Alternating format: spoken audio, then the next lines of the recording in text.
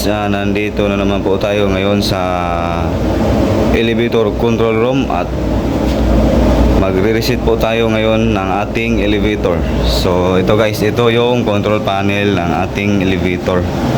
So ito. So try nating i-switch on yung main circuit breaker na 440 volts. So ayan, yung kanyang DFT. Yan, yung ilaw na yung kanyang TLC. At itong dalawa guys, dapat iilaw yan, kasi ito yung output ng PLC natin. Ito yung nagkukuman ng ating elevator. So yan, so naka-on naman lahat yung mga circuit breaker dyan. So yan, walang naka-off. So yan yung fuse natin, nakailaw yung power, yung dalawa. At itong AC/DC converter guys, so ito nakailaw din, gumagana din. So ayan. So dito guys, yung pindutan mismo walang ilaw. So yan, dapat iilaw ito. Ito, dapat may ilaw ito. So ayan, wala. So ibig sabihin hindi gumagana ang ating elevator.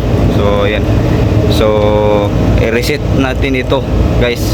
So samahan nyo ako sa video ito at sana'y meron kayong matutunan sa video ito guys.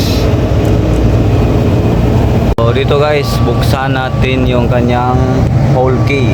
Ito.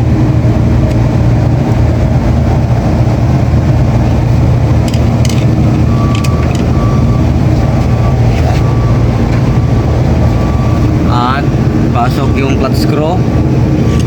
So yan. Ayan yung lock niya sa loob guys. So pag ano lang yung kanyang unlock guys, pag ganun unlock yun. So yan, at buksan natin itong pintuan ng ating elevator at doon tayo sa itaas magre-reset ng gate switch natin.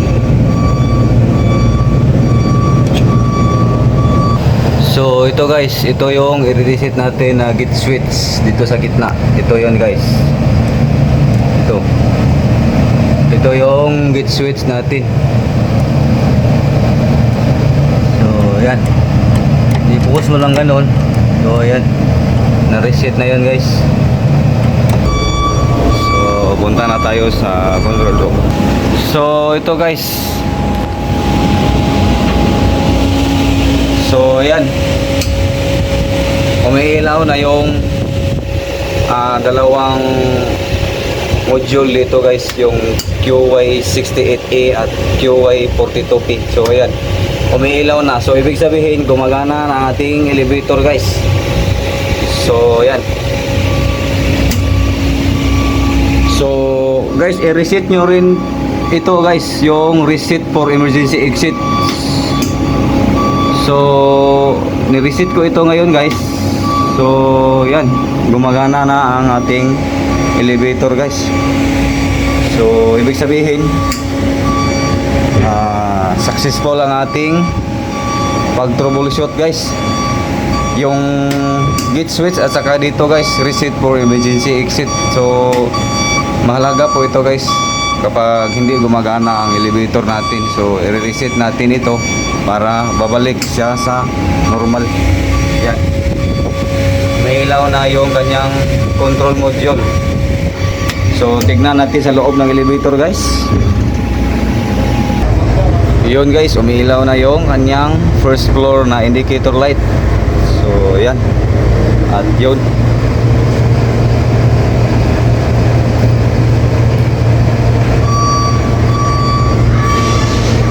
so yan guys, nagko-close na.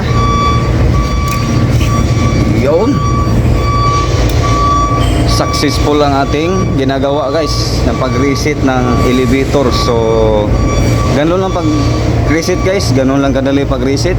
So sana ay meron kayong natutunan sa video ito guys.